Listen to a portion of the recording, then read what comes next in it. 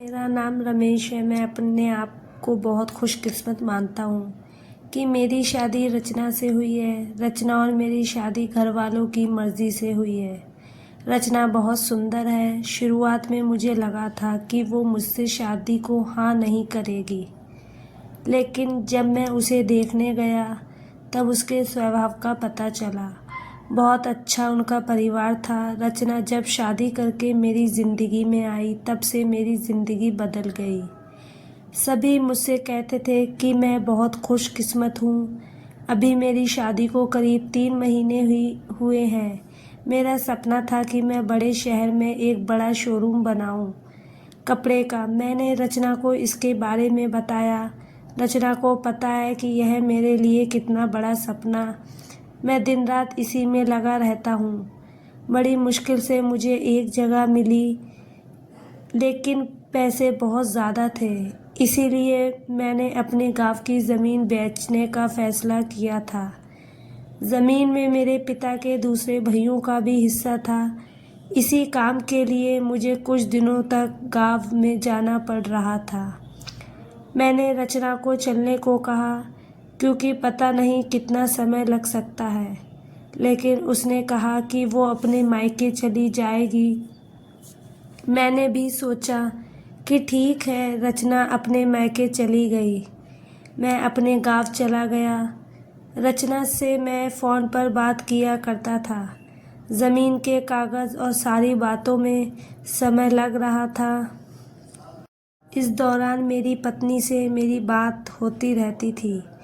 मैंने एक शाम उसे फ़ोन किया तो वो कुछ बदली बदली थी, ज़्यादा बोल नहीं रही थी।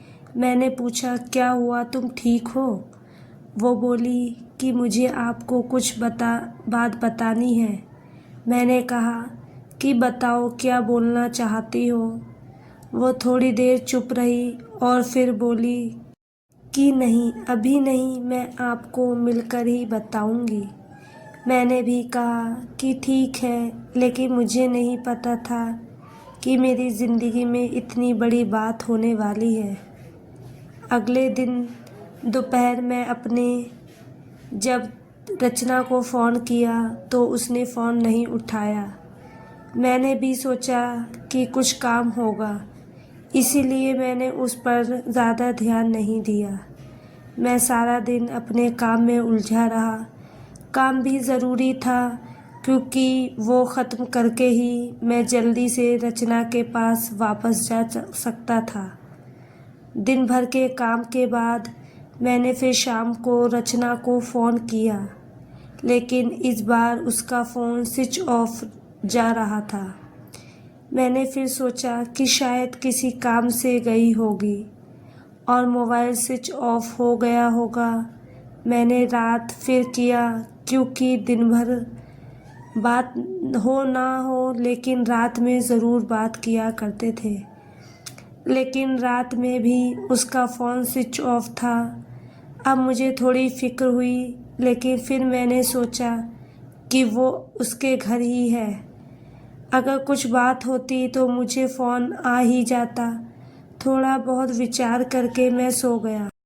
मैंने सोचा कि उसके घर में किसी को फ़ोन करूं, लेकिन रात में उस समय फ़ोन करना मैंने उचित नहीं समझा, इसीलिए मैं सो गया। सुबह उठते ही मुझे यही ख़याल आ रहा था कि मैं रचना से बात करूं। सुबह भी मैंने फ़ोन किया, लेकिन अभी भी वही बात, उसका फ़ोन स्विच ऑफ ही था। अब मैंने उसकी मम्मी को फ़ोन किया, लेकिन उन्होंने भी मेरा फ़ोन नहीं उठाया। अब मुझे थोड़ी फ़िक्र होने लगी थी, क्योंकि किसी से भी मेरी बात नहीं हो रही थी। करीब 3 दिन तक ना रचना का फ़ोन आया, ना उसकी माँ का। मैं अपने काम में लगा रहा। फिर एक शाम मेरी सास का फ़ोन आया। मैंने पूछा कि रचना कहाँ है? वो बोली, रचना अपनी एक चचेरी बहन की शादी में गई है। शायद वहाँ नेटवर्क नहीं होगा, इसीलिए बात नहीं हो पा रही है। मैं भूल गया था। रचना ने मुझे बताया था कि वो वहाँ जाने वाली है। मेरी चिंता थोड़ी कम हो गई और मैं वापस अपने काम में लग गया। रचना वहाँ 5 दिन रुकने वाली थी, इसीलिए मैंने सोचा कि शायद 5 दिनों तक मेरी रचना से कोई बात नहीं हो पाएगी। मेरा काम भी लगभग ख़त्म हो गया था। मेरा हाथ में पैसा 2 से 3-4 दिन में आने वाला ही थे। जैसे ही मेरे हाथ में पैसा आए, मैं वहाँ से निकल गया। वहाँ से निकलने के बाद मैं सीधा अपने पत्नी के घर ही गया उसे लेने के लिए। जैसे ही मैं वहाँ पहुँचा, मुझे देखकर मेरी सास खुश होने के बजाय डरी हुई दिखाई दी। मैं थोड़ी देर वहाँ बैठा, उनसे पूछा कि रचना कहाँ है। वो बोली कि वो अभी आई नहीं है। मैंने बोला कि आई नहीं है, अभी तक उसका फ़ोन भी नहीं लग रहा है। मैंने कहा कि आप मुझे वहाँ किसी का नंबर दे दो। कितने दिनों से रचना से बात नहीं हुई है। वो कुछ देर सोचती रही, फिर बोली कि अभी मेरे पास नहीं है, मैं आपको किसी से पूछ कर देती हूँ। करीब 8 दिन हो गए थे मुझे रचना से बात किए। मुझे रचना पर भी गुस्सा आ रहा था कि उसका फ़ोन स्विच ऑफ क्यों है, साथ उसका फ़ोन काम नहीं कर रहा तो वो किसी के भी फ़ोन से बात कर सकती, लेकिन उसने मुझे बात नहीं की। मैंने सोचा था कि जब वो आएगी तो उससे ज़रूर डांटूंगा। मेरी सास का फ़ोन नहीं आया। करीब 12 दिन हो गए। मैं उनके घर वापस गया, लेकिन अब वो भी घर पर नहीं थी, न ही मेरा फ़ोन उठा रही थी। अब मेरे मन में बहुत सारे विचार आने लगे कि आखिर बात क्या है जो रचना और उसके घरवाले मुझसे इस तरह का बर्ताव कर रहे हैं। मैंने उन्हें मैसेज किया कि अब मैं पुलिस के पास जाऊंगा मेरी इस धमकी से। शायद वो डर गईं और उनका फ़ोन आया। बोली कि बेटा, मैं तुम्हें कुछ बताना चाहती हूँ, तुम घर आ जाओ। अब मेरी चिंता बढ़ती जा रही थी। ऐसी क्या बात है जो यह मुझसे छिपा रहे हैं। मेरी पत्नी ने मुझे 20 दिनों से बात नहीं की थी। मैं अगले दिन उनके घर गया। मेरी सास का मुंह उतरा हुआ था। मैं बहुत गुस्से में था। मैंने जाते ही उन्हें ज़ोर से चिल्लाते हुए पूछा कि कहाँ है रचना। मेरी सास मुझसे बोली कि बेटा, अब जो मैं तुम्हें बताने वाली हूँ उस पर तुम्हें विश्वास नहीं होगा, लेकिन यही है, सही है। वो बोली कि रचना के किसी के साथ भाग गई है। मुझे मेरे कानों पर विश्वास नहीं हुआ कि मैंने क्या सुना। मैंने बोला, आप कुछ भी बोलोगे और मैं मान जाऊंगा। वो बोली, बेटा, यही सच है। तुम्हारी शादी के पहले उसका एक प्रेम प्रसंग था। जब वो वहाँ गांव में अपनी बहन की शादी में गई तो उसे वो वहाँ मिल गया और वो मौका देखकर वहाँ से भाग गई। मैं जानती हूँ कि तुम उससे बहुत प्यार करते हो, लेकिन अब यही सच है। तुम्हें उसे भूलना होगा। हम लोग पुलिस के पास नहीं गए, नहीं तो बदनामी होगी, इसीलिए हम इस बात को तुमसे छिपा रहे थे। रचना मेरे साथ 3 महीने तक रही थी।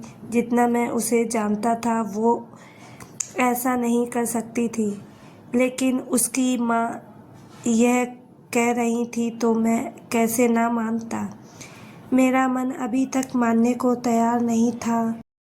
मेरी सास मेरे आगे रो रही थी, माफ़ी मांग रही थी। इतनी बड़ी बात मेरे घर वालों को पता चली तो उन्हें भी विश्वास नहीं हुआ। रचना स्वभाव से बिल्कुल ऐसी नहीं लग रही थी रचना की माँ को देखकर मैं और मेरे घर वाले चुप रह गए। हमने कुछ बड़ा कदम नहीं उठाया। मैं अपने साथ हुए इस धोखे को बर्दाश्त नहीं कर पाया। मैंने रचना को बहुत प्यार किया और मुझे कुछ भी हासिल नहीं हुआ। रचना नाम से मुझे नफ़रत हो गई। मेरी ज़िंदगी पर इसका बहुत असर हुआ। मैं जो शोरूम की शुरुआत करने वाला उसके लिए था, ऐसे मेरे पास सब कुछ आ गया था, लेकिन फिर भी मुझे अब कुछ करने का मन नहीं हो रहा था। किसी के साथ इतना बड़ा धोखा हुआ तो कैसे खुश रह सकता है। मेरे घर वाले मुझे संभाल रहे थे। मैंने उसे बहुत ढूंढने की कोशिश की। मैं चाहता था कि वो मुझे मिले तो मैं उससे पूछूं कि आखिर में उसने मेरे साथ ऐसा क्यों किया। धीरे धीरे समय बीतता गया। उससे गए हुए अब 7 महीने हो गए थे और मैं भी उसे भूलकर अपनी ज़िंदगी में वापस बिज़ी होने की कोशिश करने लगा। मेरा उसके घर यहाँ से जाना हुआ। ऐसे ही मेरा ध्यान उनके घर की खिड़की पर पड़ा। मुझे दिखाई दिया कि खिड़की में रचना है। एक झलक सी मुझे दिखी। मैंने उसी समय उनके घर का दरवाज़ा बजाया। मेरी सास ने दरवाज़ा खोला और वो मुझे देखकर ही डर गई। दरवाज़ा खुलते ही मैं अंदर जाने लगा। मेरी सास ने मुझे रोका, लेकिन मैं नहीं माना। अंदर मैं कमरे में गया तो रचना को देखकर मैं हैरान रह गया। रचना व्हीलचेयर पर बैठी थी। रचना ने मुझे देखा और उसकी आंखों से आंसू आ गए। मैंने पूछा, यह क्या हुआ? रचना बस रो रही थी। मेरी सास बोली कि बेटा, रचना जब शादी में गई थी तब उसका एक्सीडेंट हो गया था और उसे ऐसी जगह चोट आई जिसके कारण अब वो चल नहीं सकती है। एक्सीडेंट के समय भी बेहोशी में ये कह रही थी, तुम्हें ना बताएं, वो बड़े काम के लिए गए हैं। डॉक्टर ने जब बताया कि हो सकता है रचना अब चल ना सके और इलाज पर बहुत ज़्यादा पैसा लगेगा, तब भी मैंने कहा कि दामाद जी को बता देते हैं। लेकिन रचना ने कहा कि मैं उनकी ज़िंदगी ख़राब नहीं कर सकती। उनका सपना है शोरूम खोलने का और उनकी ज़िंदगी में जाऊंगी तो उन पर बोझ ही बन जाऊंगी। इसीलिए रचना ने यह झूठ तुम्हें कहने को कहा ताकि तुम उसे भला बुरा कहकर उसे भूल जाओ, उससे नफ़रत करो। मेरी पत्नी मुझसे इतना प्यार कहती थी। मैंने उससे कहा कि रचना, अगर मेरे साथ ऐसा कुछ हो जाता तो क्या तुम मुझसे छोड़ देती? रचना ने रोते हुए कहा कि तुम ऐसा मत बोलो। रचना ने कहा कि मैं उसकी दोषी हूँ। एक्सीडेंट में हमारा बच्चा जो मेरे गर्भ में था वो भी नहीं बचा। आप मुझे भूल जाए, दूसरी शादी कर लीजिए। मैं आप पर बोझ नहीं बनकर रहना चाहती। रचना की आंखों से आंसू नहीं रुक रहे थे। दिनों उसने इन्हें रोक रखा होगा। मैंने रचना को बीते कुछ महीनों में न जाने क्या कुछ नहीं कहा, लेकिन अब तो रचना को एक पल भी अपने से दूर नहीं रखना चाहता था। मैंने रचना की एक बात नहीं सुनी। मैं रचना को अपने साथ ले आया। अब कोशिश यही है कि वो फिर से चल सके। मैंने मेरा शोरूम बेच दिया और अच्छे से अच्छे अस्पताल में रचना को दिखवाया।